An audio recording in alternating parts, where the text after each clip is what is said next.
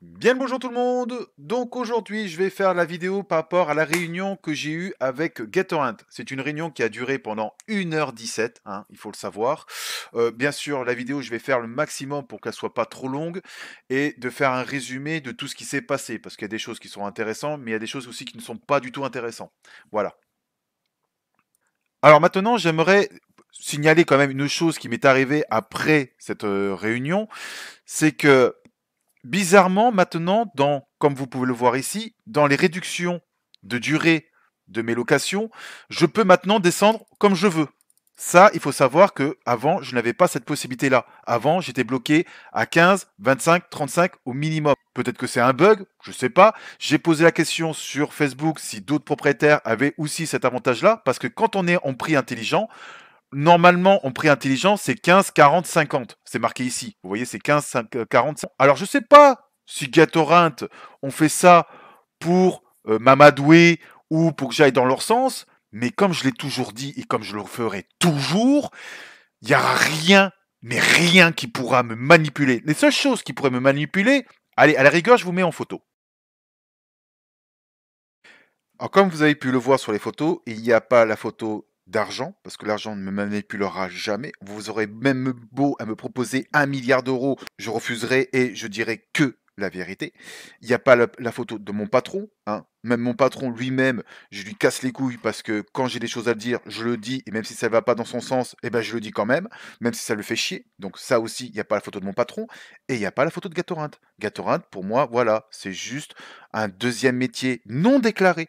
Faut le savoir, c'est un peu comme Uber, vous vous rappelez au tout début, hein, c'est un deuxième boulot parce que quand on a 400 véhicules, c'est plus de l'autopartage, hein. Donc je sais bien, me Gatorand, que c'est beau de dire c'est par rapport à l'écologie, c'est par rapport à ci, par rapport à ça. Oui, sur les papiers, c'est bien beau, mais quand on détient plus de 6 ou 7 véhicules, hein, à partir de là, c'est plus pour l'écologie, c'est pour pouvoir faire pour pouvoir se faire des sous, hein.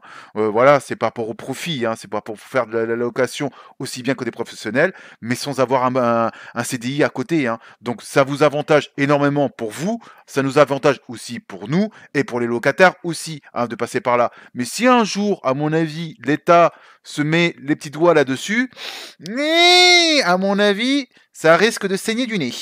Maintenant, nous allons parler d'un sujet qui nous intéresse, donc la réunion. Il faut savoir que la réunion a duré pendant 1h17, donc je vais essayer de rédiger au maximum pour pouvoir vous dire les réponses de Gatorint. Voilà, pendant cette réunion. Malheureusement, je n'ai pas pu enregistrer ou diffuser en live la réunion parce que Gatorint ont refusé que je le fasse. Alors au début, nous avons commencé à discuter par rapport à la dernière vidéo que j'avais mise sur ma chaîne YouTube, sur lequel il n'y a pas de locataire VIP. Moi, je resterai sur mes points, sur mes i, tant que j'aurai les preuves de ce que je dis, et tant qu'ils m'ont pas répondu, parce que quand j'aurais posé la question, bah, répondez-moi sur le fait de pourquoi vous avez remboursé mon locataire du frais de nettoyage, sachant que le locataire lui-même avait fait les photos départ de l'extérieur, comme quoi le véhicule était nickel, il avait mis 5 étoiles, et qu'au retour, il m'a rendu le véhicule extérieur tout dégueulasse, avec plein de merde d'oiseaux, de moucherons sur la voiture, sur le pare-brise, etc., etc. Donc maintenant, expliquez-moi les raisons de pourquoi vous l'avez remboursé. Gatorant n'ont pas su quoi me répondre. Vous savez, il y avait un genre de... Alors tout ce qu'ils ont pu me dire, vite fait, c'est bah, nous allons mener une enquête. Voilà. C'est la seule réponse qu'ils ont pu me sortir par rapport à cette situation-là. En attendant, cette situation m'est arrivée à moi, c'est arrivé aussi à 6 autres propriétaires. Alors je sais que peut-être qu'on est une petite minorité à qui ça arrive, mais en attendant, les locataires VIP, ça existe. Voilà. Ou alors comme vous les appelez, les propriétaires, c'est des locataires ou avantagés ou comme peu importe du terme comment vous les appelez ces locataires-là, mais on le sait, nous en tant que propriétaires, on sait très bien qu'il y a des locataires qui sont privilégiés par rapport à d'autres locataires. Voilà. À la suite de ça, nous avons donc parlé de plusieurs problèmes que j'ai eus avec Gatorant. On a essayé de trouver bien sûr des solutions et aussi des conclusions. Donc en gros, on a compris que il y avait pas mal de mecs que nous on envoie en tant que propriétaire à Gatorant qui ne remontent pas assez haut au niveau des patrons ou des responsables et qui ne sont pas au courant de certaines situations. Par exemple, quand il m'est arrivé à l'époque, alors il faut savoir qu'à l'époque j'avais pas de manager donc je pouvais même pas lui en parler parce que j'en avais pas attitré. Maintenant j'en ai un. Et à l'époque, quand j'ai eu le problème avec un chien qui m'avait bousillé les sièges à l'arrière de mon véhicule, heu, quand Gatorade m'a demandé des photos horodatées avant le départ du locataire, de preuves comme quoi les sièges n'étaient pas abîmés, voilà, c'est ce genre de problème-là, on peut pas le résoudre. Vous voyez ce que je veux dire? Gatorade, ils prennent leur en charge maintenant, à partir de maintenant, depuis très peu de temps, ils prennent en charge les sinistres intérieurs. C'est pour ça qu'ils ont rajouté 2 photos intérieures du véhicule. Mais à l'époque, il y avait rien. Maintenant, on peut maintenant le résoudre ce problème. Mais c'est pour ça que quand je vous conseille sur YouTube de faire des photos horodatées de l'intérieur de votre véhicule, c'est parce que justement, c'est pour éviter les problèmes que nous avons eus. Donc ça, c'est une solution maintenant qui est disponible sur Gatorint. Il faut savoir que sur d'autres plateformes, il est toujours pas disponible, hein, ce genre de truc-là. Et il faut savoir aussi que, en plus, Gatorint, quand ils nous remboursent des sinistres intérieurs, et des fois, ils ne le sont même pas remboursés par les assurances qu'ils ont eux-mêmes préférés. Donc c'est de leur poche à eux. Faut le savoir ça. Ça, ce qui est bien. Après ça, nous avons parlé aussi sur les frais de nettoyage, que je trouvais ça un peu dégueulasse du fait que ils nous prennent 5 euros ou 20 euros de notre poche pour eux. Hein, il faut le savoir, c'est pour eux.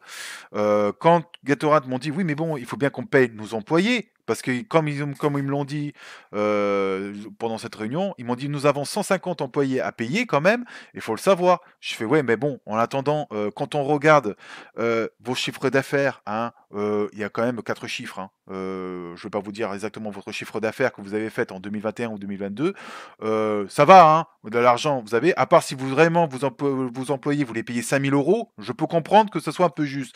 Mais en attendant, vous avez quand même un très bon chiffre d'affaires, vous êtes en bourse, hein, heu, vous avez quand même l'argent, hein, donc nous prendre en plus à nous les propriétaires qui vous rapportent cet argent, hein, 5 euros ou 20 euros qui pourraient nous faire plaisir parce qu'en attendant, c'est quand même nous qui grattons, mais pas vous qui grattez. Je trouve ça quand même, voilà, je suis d'accord, OK, qu'il faut payer vos employés, mais quand on voit tout ce que vous gagnez derrière, grâce à nous, les frais de nettoyage, je suis désolé, mais non. Moi, comme je vous l'ai déjà dit pendant cette réunion, je passerai plus par vous.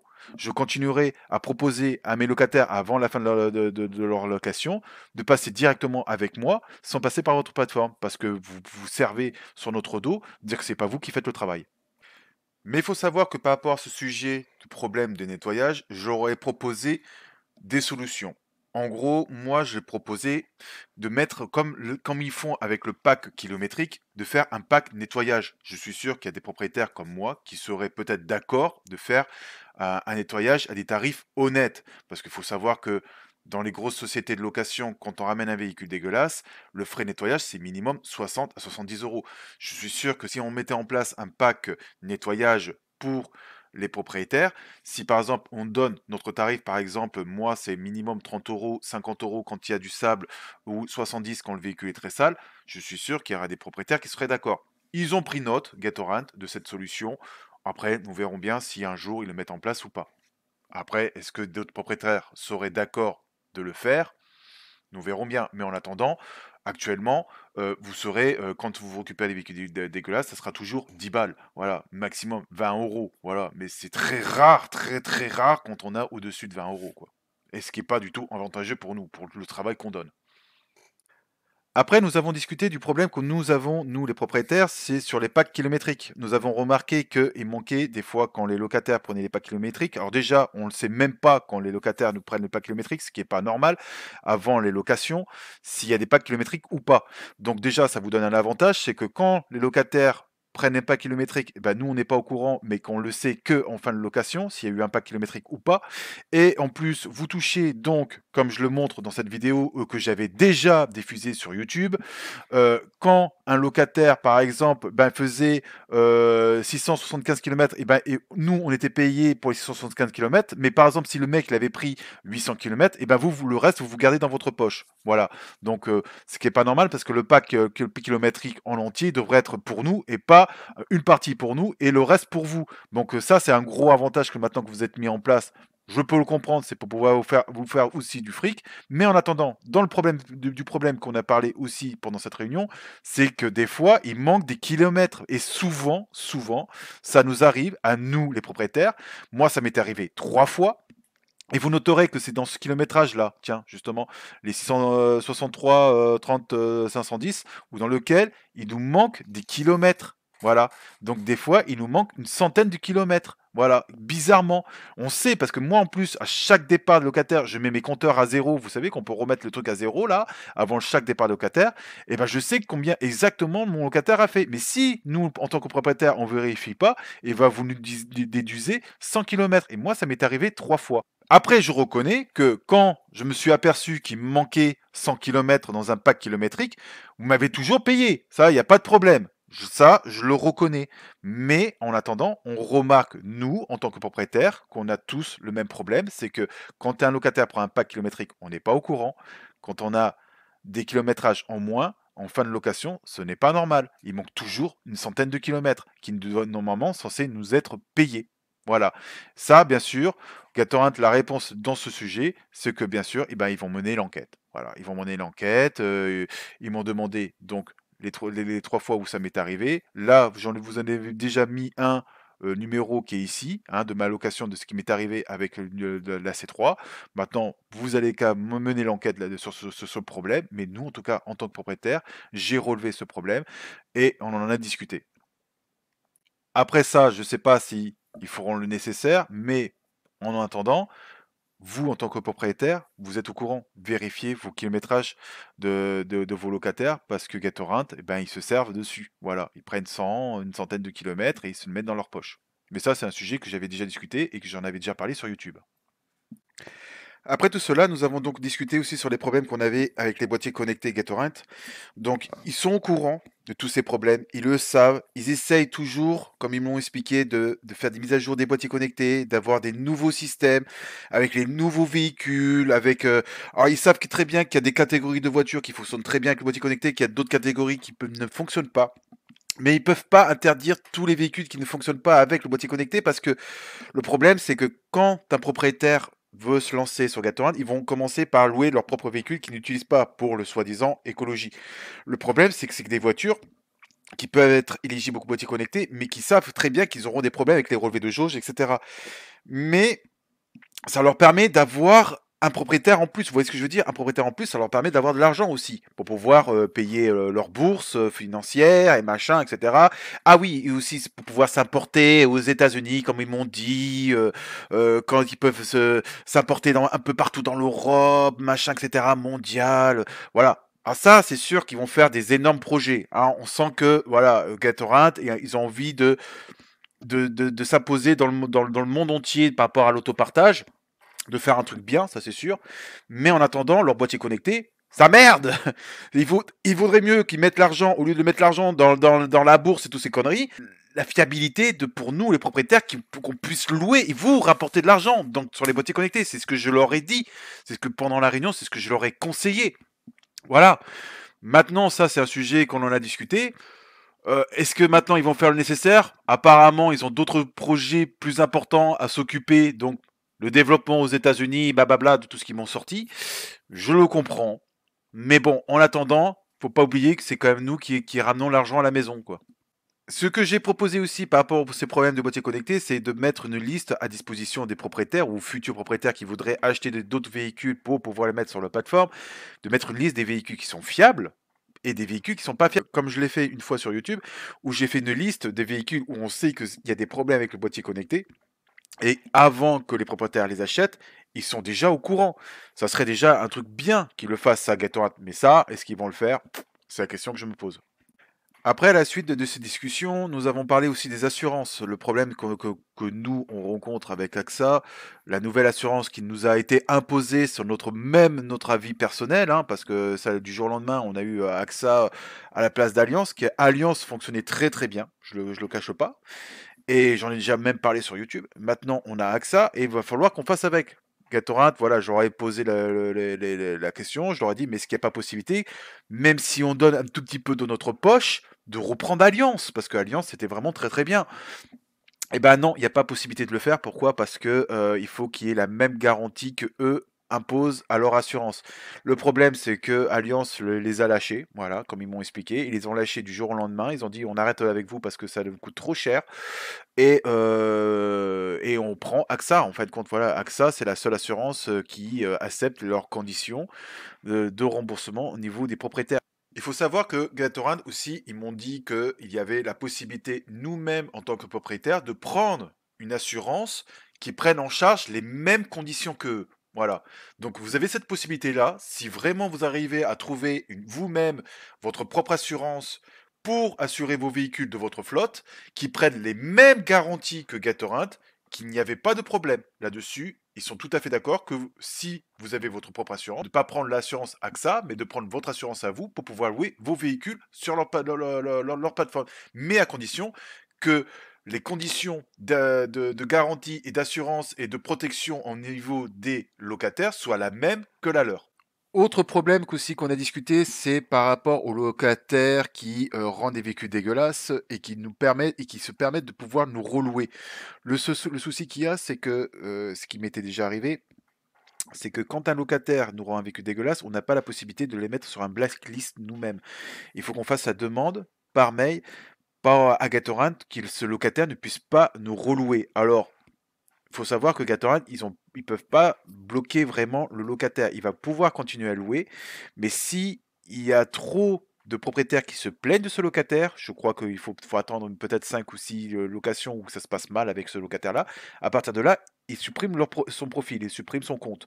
Mais en attendant, moi, il m'est arrivé l'année dernière où dans lequel j'avais un locataire qui m'avait déjà loué un véhicule, il m'avait rendu le véhicule dégueulasse, il voulait me relouer. J'ai refusé et le problème c'est que moi, mon taux d'annulation, il avait monté.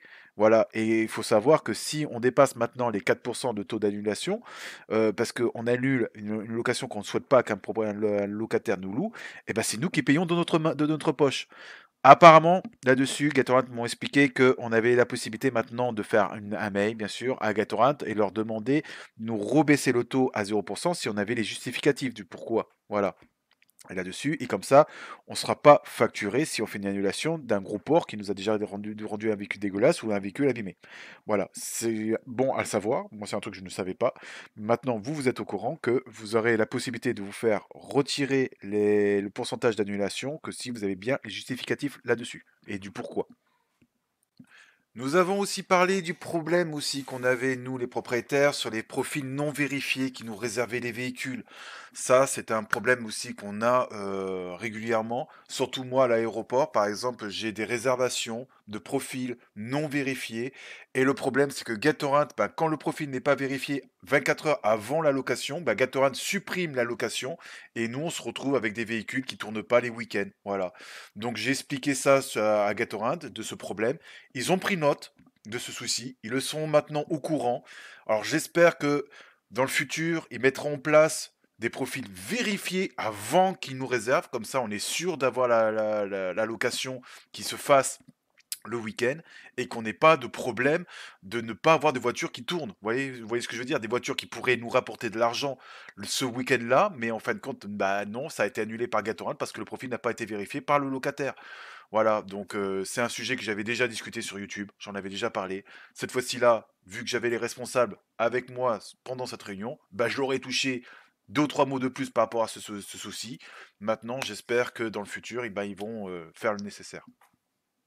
Il faut savoir aussi que j'ai discuté avec Gatorint aussi des youtubeurs mythos, hein, que c'était bien beau à moi de me proposer de supprimer des vidéos, dire que je dis la vérité, entre parenthèses, mais qu'il serait bien aussi Gatorint de prendre leur profil Gatorint YouTube là, et de faire comme ils ont fait avec moi, d'écrire un petit message en dessous de leur vidéo aux youtubeurs mythos là, qui disent comme quoi ils gagnent 50 000 euros avec Gatorint, avec 5 véhicules par mois, ou des conneries de vente de formation de merde, ou les trucs de ceci, qu'ils prennent aussi un peu leurs responsabilités, Gatorade. Donc ils ont pris note aussi de ça. Après, est-ce qu'ils feront le nécessaire comme ils ont fait avec moi? Ça, nous verrons bien. Alors maintenant, je vais faire une conclusion de cette réunion. Alors c'est mon avis personnel de cette réunion. Je pense que Gatorade veut vraiment nous faire l'effort de nous écouter, que malheureusement, il y a les responsables en haut qui ne sont pas au courant de tous les problèmes qu'on a. Heureusement que moi, je tiens un peu au courant avec ma chaîne YouTube de tous ces problèmes. Heureusement que, mon manager et le responsable que j'ai vu, pendant cette réunion regardent mes vidéos, parce que maintenant ils sont un peu au courant de ce qui se passe en dessous de chez eux. Maintenant, ils sont maintenant un peu au courant de notre situation.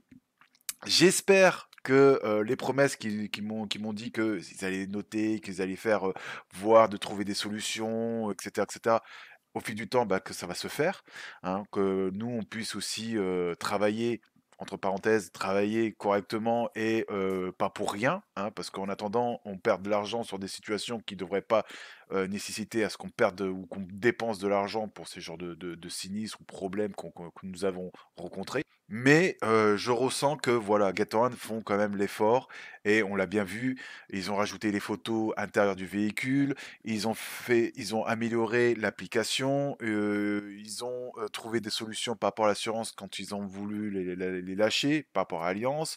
Ils ont voilà, ils ont tout mis en œuvre pour, continuer, bon bien sûr à eux se faire de l'argent et que nous, bien sûr, on puisse en faire aussi. Voilà, on sent cette envie de vouloir nous aider. C'est aussi pour ça qu'ils m'ont fait cette proposition de faire cette réunion pour être au courant de tous ces soucis qu'on a discutés. Il y a plein d'autres soucis aussi qu'on a discuté ensemble, mais bon, je peux pas tout mettre dans cette vidéo, sinon elle sera beaucoup trop longue. Mais voilà, moi je peux pas vous dire que ça va se faire du jour au lendemain. Eux, ils en ont pris note. Moi, j'espère que ça se fera le plus rapidement possible. Enfin bref, voilà. J'espère que cette vidéo vous a plu, que ça n'a pas été trop long, et je vous dis à très bientôt pour une prochaine vidéo. Allez, au revoir.